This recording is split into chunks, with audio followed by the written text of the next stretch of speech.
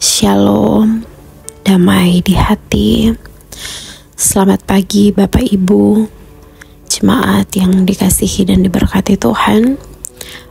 Kita bersyukur di pagi hari ini ketika kita semua boleh menikmati berkat Tuhan lewat hari baru yang Tuhan sediakan bagi kita. Di dalamnya kita menikmati nafas kehidupan, kesehatan, kekuatan, bahkan keadaan yang diberkati Tuhan. Dan kita percaya itu semua karena anugerah Tuhan. Sebelum kita beraktivitas, marilah kita datang kepada Tuhan. Kita belajar firman bersama, supaya kita semakin mengerti dan memahami kehendak Tuhan dalam kehidupan kita semua. Sebelum kita membaca dan merenungkan firman, mari kita satu dalam doa, kita berdoa. Selamat pagi Tuhan Yesus yang baik.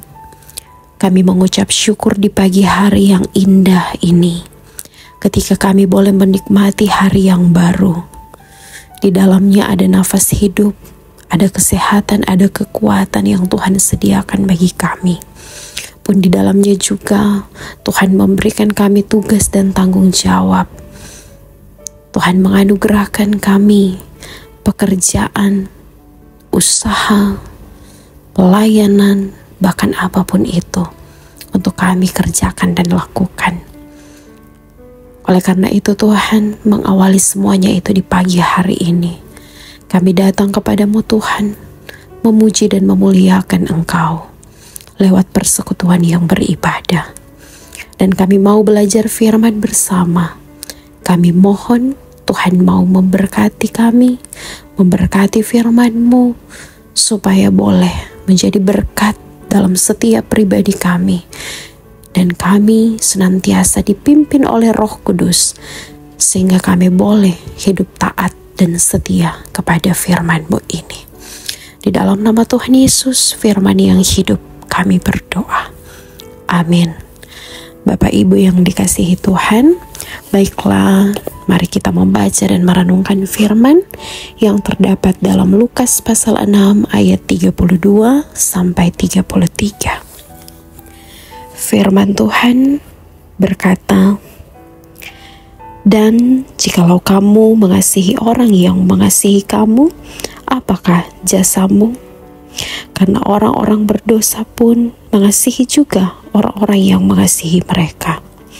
Sebab jikalau kamu berbuat baik kepada orang yang berbuat baik kepada kamu, apakah jasamu?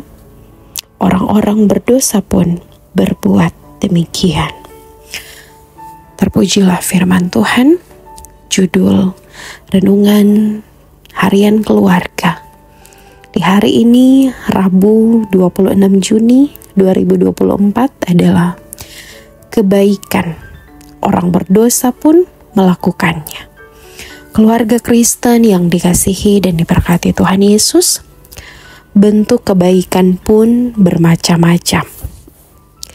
Seringnya kebaikan erat dikaitkan dengan perilaku memberi.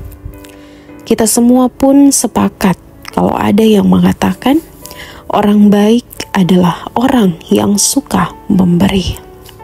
Akan tetapi memberi tidak memiliki batas yang sempit. Memberi tidak hanya sekedar soal materi, sebab memberi perhatian jauh lebih sulit daripada memberi materi. Begitu pula dengan memberi waktu. Waktu adalah sesuatu yang tidak bisa dibeli. Kalau sudah hilang, tidak bisa kembali. Sehingga waktu nilainya amat berharga untuk diberikan pada orang lain. Memberi senyum juga bernilai tinggi. Senyum sama seperti kita bersedekah. Kita membagikan kebahagiaan pada orang lain, memancarkan energi positif dan kehangatan kepada orang lain. Terlebih lagi, tenaga. Nilainya sangat berharga. Keluarga Kristen yang dikasihi dan diberkati Tuhan Yesus, apa yang tergambar di pikiran kita jika kita mendengar kata musuh. Tentu kesan negatif, penuh amarah, kesal, dan segudang energi negatif lainnya. Ingin rasanya si musuh itu mampus atau minimal bisa membalasnya dengan puas. Namun sifat dan kondisi demikian harus kita rubah secepatnya jika kita mau benar-benar menjadi pengikut Yesus Kristus. Pada umumnya manusia akan berbuat baik hanya kepada orang yang juga berbuat baik kepadanya. Itulah yang berlaku di dunia dan diajarkan oleh dunia. Tetapi kalau kita berbuat demikian, kita akan menjadi sama dengan dunia. Tuhan Yesus Kristus mengingatkan kita. Dalam Lukas 6 ayat 33 berkata, sebab jikalau kamu berbuat baik kepada orang yang berbuat baik kepada kamu, apakah jasamu? Orang-orang berdosa pun berbuat demikian. Keluarga Kristen yang dikasihi dan diberkati Tuhan, sebagai manusia yang hidup berdampingan dengan yang lain, suatu hal yang wajar jika dirimu dan orang di sekitar saling peduli satu sama lain. Namun, kalau bicara tentang kepedulian, kita harus tahu bahwa tidak semua orang yang peduli dan berbuat baik itu tulus. Kristus berkata, orang berdosa bisa berbuat baik. Bagaimana bisa? Itu terlihat saat sebagian orang punya maksud dan modus tertentu untuk melakukannya. Banyak lagi modus-modus penipuan lainnya. Awalnya bersikap dan berperilaku baik. Saat korbannya sudah mulai percaya, baru dilakukan modus penipuan. Saat dirasa telah mendapatkan hasil, akan kabur tanpa diketahui rimbanya.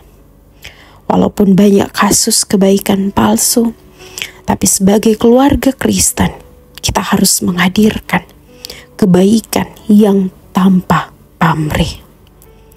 Dan itu bisa terbukti dengan kita mengasihi orang yang sebenarnya tak pantas menerimanya, yaitu musuh kita. Amin. Mari kita berdoa. Tuhan Yesus, kami mohon, jadikanlah kami anak-anak-Mu yang setia, yang taat. Bahkan kami mau melakukan kebaikan kepada semua orang yang membutuhkannya. Dalam nama Tuhan Yesus, haleluya, amin.